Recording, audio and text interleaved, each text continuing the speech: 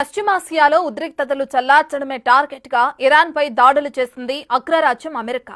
ఈ క్రమంలో టెహ్రాన్లో అత్యంత భద్రత మధ్య ఉండే ఫోర్డో అణుశుద్ధి కేంద్రాన్ని పూర్తిగా ధ్వంసం చేసింది.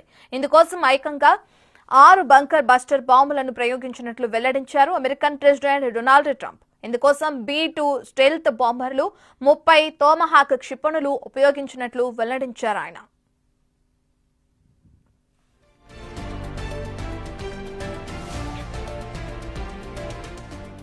ఫోర్డో అణు కేంద్రాన్ని నేలమట్టం చేసేందుకు 2 GBU-57 బంకర్ బస్టర్లు సరిపోతాయని యుఎస్ అధికారులు అంచనా వేశారు.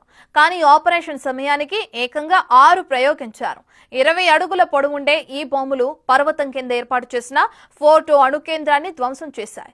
పర్వతాలను చీల్చుకుంటూ 61 మీటర్ల లోతుకు చొచ్చుకుని వెళ్లి మరీ విధ్వంసం సృష్టించాయని స్వయంగా ప్రెసిడెంట్ ట్రంప్ వెల్లడించారు.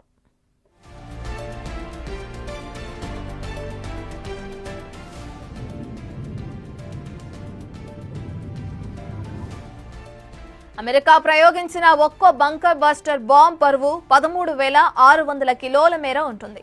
ఒకసారి ప్రయోగించారంటే అది చేసే విధ్వంసాన్ని మాటల్లో చెప్పడానికి కూడా వీలు కాదన్నది సైనిక నిపుణులు చెప్పే మాట.